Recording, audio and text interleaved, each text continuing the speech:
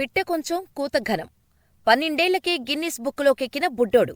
పిట్టె కొంచెం కూత ఘనం అనే సామెత మీకు గుర్తుంది కదా? ఇదే తరహాలో బాపట్లకు చెందిన జోయల్ విల్సన్ అనే కుర్రాడు 12ఏళ్లకే గిన్నిస్ బుక్కులోకి ఎక్కాడు.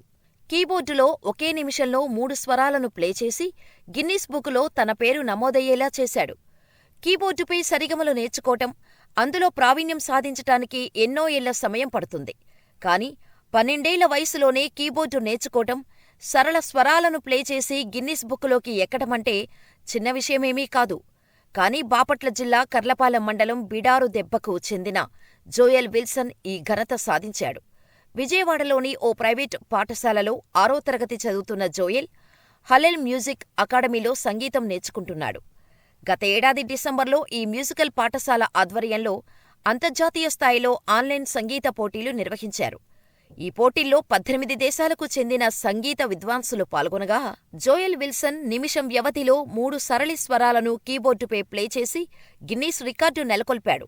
ఈ పోటీల్లో మొత్తం 1090 మంది పాల్గొనగా 1046 మంది గిన్నిస్ బుక్ రికార్డుల్లోకి ఎక్కారు. సరళి స్వరాలను ప్లే చేసి రికార్డు సాధించిన వారికి లండన్ స్కూల్ ఆఫ్ మ్యూజిక్లో శిక్షణ ఇస్తారు. జోయల్ కూడా ఈ శిక్షణకు ఎంపికైనట్టు బాలుడి తల్లిదండ్రులు విల్సన్ బాబు, ప్రత్యూష చెప్పారు. బాలుడికి గత నెలలో గిన్నిస్ ప్రశంసాపత్రాన్ని అందించారు.